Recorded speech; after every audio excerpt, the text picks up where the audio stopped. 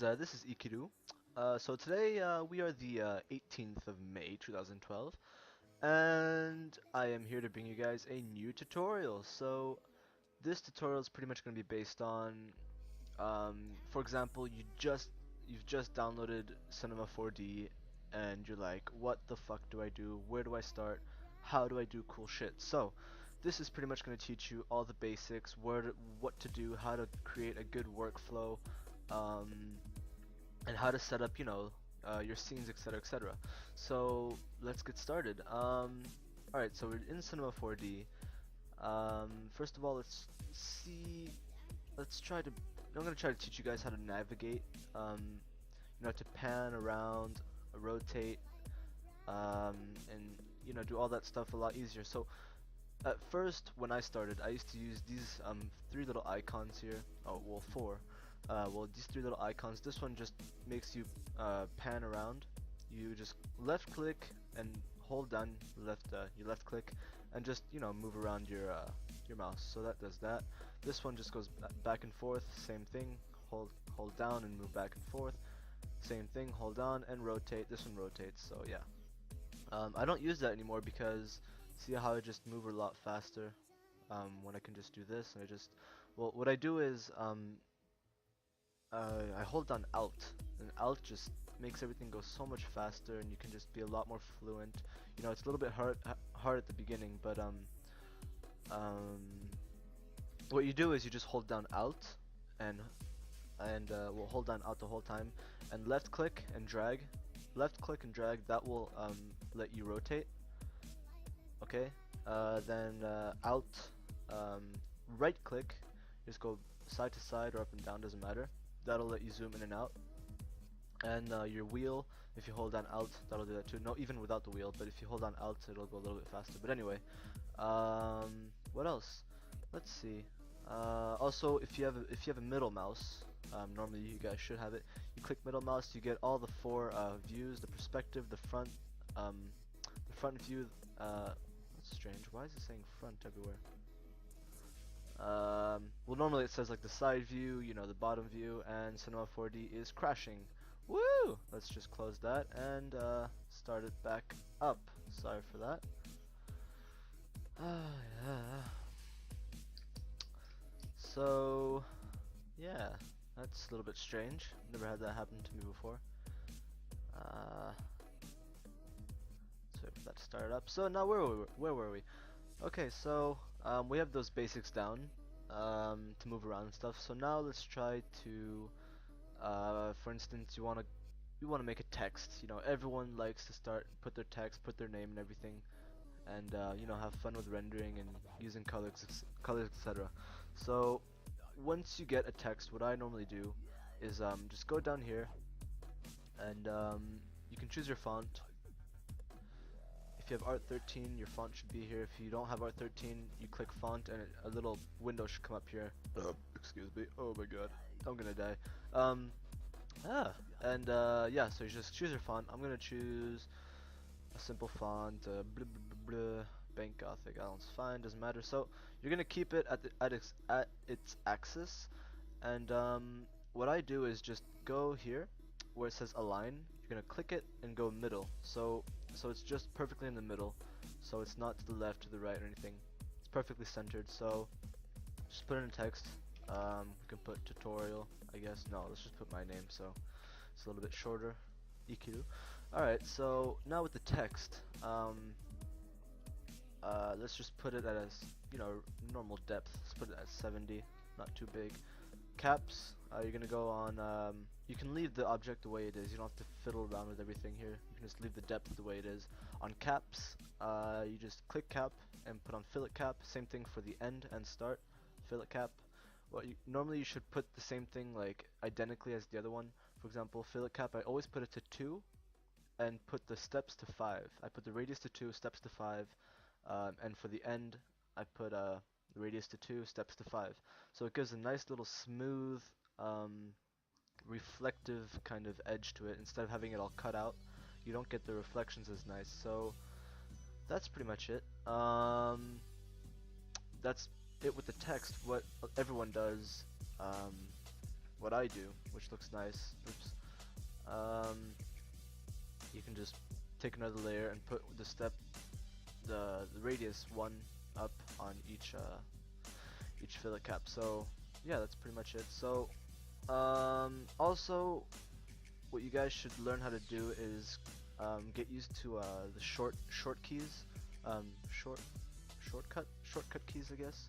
Anyway, for example, if I click on the text and if you see these little arrows, this is just to move it around side to side, backward and forward, up and down. And what I normally do is, instead of going up here and selecting rotate tool, the size tool, and the move tool, I just I press E on my keyboard for the move tool, R for the rotate tool, and T for the size tool. So that just really speeds everything up. You know, like I said, workflow is really important, so you don't waste time clicking on everything, blah blah blah. So there we go. That's the text bit, and you know the shortcut key bit. So that's still pretty simple to understand. What else can I tell you guys? Let's see. It's only been 6 minutes, not very long. Let's see. Also, to set up a scene. Oh no. Most important, the settings. All right, so I have all my preset settings, but I'm not gonna click on them. I'm just gonna do it like default, so I can show you guys how to do it. So, what I normally do is I normally have 1920 by 1080, just so I have like a nice big image, just in case I want to use it in a background, so it has really good resolution. But most of the time I just use 1280 by 720, just so it's not too big. Because if you have a really big file, like a giant text on your YouTube background, just shrink it down. It's a waste of size. Because as you guys know, you have to save a background, a YouTube background, in order to use it. It has to be under 1 megabyte. So yeah, you're gonna have to be really precise with that. Anyway, so that's the size. We can just leave that at that. Save settings just doesn't matter for now. If you guys are wondering how to get a transparent background or a PNG background, you're just gonna go into PNG, into format, click on PNG. Alpha channel, you're gonna tick the alpha channels, which means that you're gonna have a black background, which is exactly what you want, instead of pen tooling or whatever, magic wand-ing around the text. And yeah, so that's always difficult. So that's the method to get the transparent background. So multipass doesn't matter. Anti-aliasing, you're gonna put the anti-aliasing to best. That's it. Options, leave it at that. Okay, so all of the default things that are here, all the render settings that are default there, you're gonna leave that like that. So then you're gonna click on effect, click on ambient occlusion, and click on global illumination. So you're gonna go on ambient occlusion, leave it at that. So pretty much what this does, this gradient bar, if you change the color, like red for example, and I hit render, you're not gonna see anything. Like put a light. So yeah, this is also a light. I advise you guys to get like a nice light box. Just download one for the beginning, and then once you get more comfortable with Cinema 4D, you can create your own and find the lighting that suits your style the best, which is what I did. But so I can just put a light here, for example, just for the tutorial purposes only. So this is what we're gonna get with the red. Even though I have no materials on it whatsoever, I'm gonna get a red render because I chose the ambient occlusion to be red. So for example, if I put it to white, well, the text will be white, obviously. So that's that. Pretty simple to understand. So yeah, let's see. Now, back to the settings. So that's the ambient occlusion. You're just gonna leave it the way it is because it's fine. If you want to make a nice little old-fashioned style, you can just put the color picker, well, the color just to yellow, and a little bit to the right. That'll just give it like a nice, soft, old feeling to it. You could also change it in Photoshop, but you can see how it's a little bit more dull, like yellowish. I don't know. Anyway, back to the settings once again. So you're gonna go to global illumination, and the GI mode, you're just gonna leave everything at that. Irradiance sketch, put this the stochastic samples to low, and the record density to preview. So that's pretty much what you guys need for good render settings, and that's it. And if you guys want to save these settings after following what I've just told you, you're gonna click on render settings. Oh no, sorry. Yeah. Yeah. Here we go. And save preset. So you're gonna save on save preset and just type in whatever you want. You know, whatever. Nice render settings, and click OK, and it will show up right under. And that's it. So that's the render bit. What else can I teach you guys? Just for the basics. That's pretty much the basics that you want. If you guys want to have a nice angle, a nice perspective, instead of just having it like this and not knowing where to where the front of the text is or anything, you're gonna get a camera. Just click on here, you get the camera. The little bit here, the little triangle, not the triangle, the square, excuse me. Little square, you're gonna tick it, and it's gonna turn white. That means you are the camera. So I am the camera right now. If I untick it, you scroll out, you see that the camera's here, and you can just move it about. And yeah. So you're gonna go into the camera. What I normally do is put all the positions all the way at the bottom here, bottom right, under the keyframing. You're gonna click 0, put everything to 0, and click apply. So now you're at 0 on the X, Y, Z axis, and you're just perfectly in the center of everything. If you want to be a little higher, you're just gonna move it up, whatever you want. And yeah, I normally keep a nice distance from the ground, so I have a nice bottom and top view from the text. And I mean, that's just my opinion. So that's the cam part. I mean, that's really the basics. Let's create a simple material. I don't know why I have a square. Sphere GI. Let's just get a nice light blue color. So that's how to change the colors, obviously. Sorry, I didn't explain it very well. Let's just delete this. To get a new material, you can either create and click on new material, or just double click on this gray strand here. Double click again to pop up the material editor, and right click on this just to change the shape. You can also rotate it for some reason, but whatever. So there we go. Let's just change the color, like I said, to a light blue. Let's put the reflection. You're gonna tick everything, okay? Well, I mean, you have to obviously check it in order for it to work. Change the color, you just click this little rectangle and change the color. So there we go. Now, obviously you can't see the color yet because you have to fiddle around with the reflection settings. So you're gonna leave everything the way it is for now.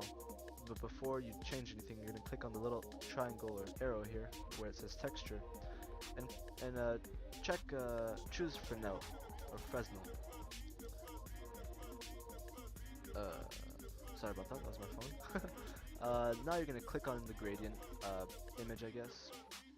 And no, you're not gonna do anything. So that should be fine. I don't like too much reflection because when you have too much reflection, it just looks a little bit too flashy. I don't know. That's just my opinion.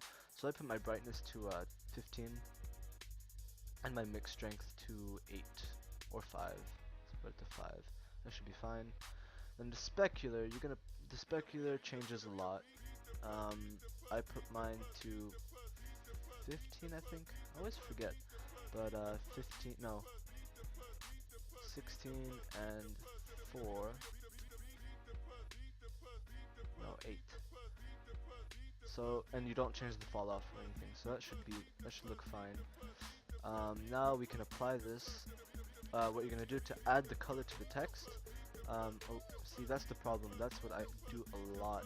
For example, I'm still in the camera mode, and I don't want to change the angle that I set to. Like, I set the angle I wanted to keep, and that's really bothersome. So what you're gonna do is just go back, set everything to 0. It's a pain, but yeah. So you're just gonna find your angle again and keyframe. So every time you move around, you just click the back arrow and you're back to where you were before. So that's just, you know, small little tip. So now let's go back to the text and let's get the main color to, no, the back color to blue.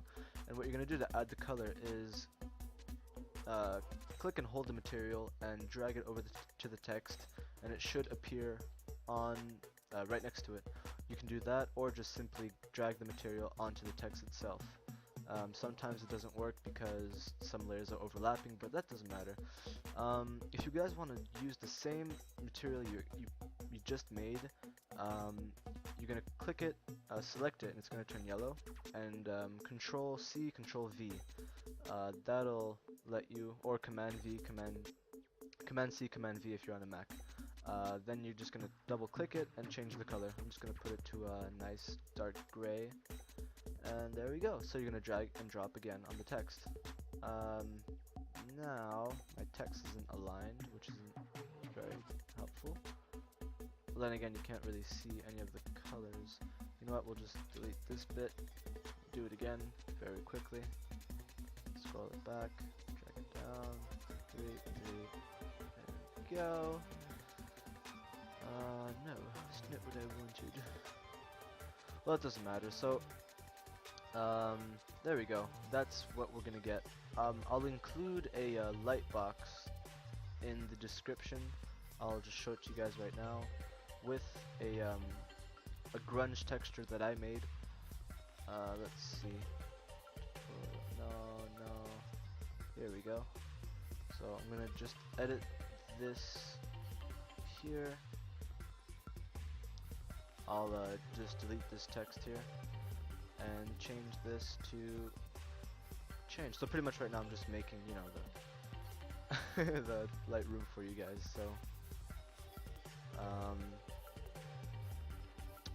yeah. So that's a little thing. So you're just gonna change your text, keep the camera the way it is, where it is. Select here. Go back down, and there you go. So, I'm just gonna click out of this camera and show you guys Lightroom a little bit. So, it's pretty simple. There's two illuminated panels, very simple, and you're just gonna get, you know, you're gonna get a good result. So, let's just click render and see what we get. So yeah, that's a little thing again. What you're gonna do is you can always just click and drag to select these materials and hit delete if you want to change the colors. Obviously, here I have two kind of grungy looking materials. I don't know why it's always a cube. I need to change that. But yeah, these materials are really effective in a way, whereas once you drag and drop these materials onto the text, you're going to then well, you can't really see very well, hold on, I'll just move this text back a little bit and import a light, so now you can see a little bit better. As you can see, this happens to a lot of people when they download materials and they're like, oh, why isn't this texture working? You know, I can't see it on the front, only on the sides, and it doesn't look good. What you're gonna do to change that is just select the material, if you see projection, click on projection and just put it on cubic or frontal. No, that's for the back, I don't want that. I want this one. So, normally you should put it on cubic. And it should look fine. If it doesn't look good, it depends what you're working with. If it's a text, I would recommend putting it on cubic, or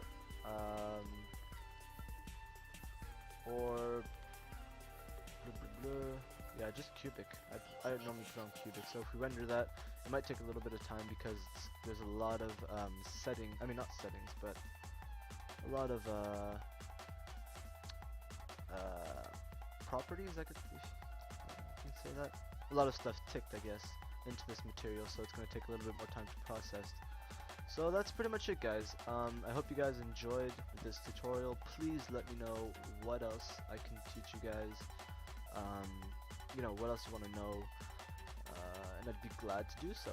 So yeah, write all your little ideas, I guess, for next tutorial in the comment section below, or send me a message, and I'll put this light box, or this little text room, I guess, I don't know, in the description, so it'll be available to download via Mediafire, and it shouldn't be too big of a file. So that's it, guys. See you next time. Bye bye.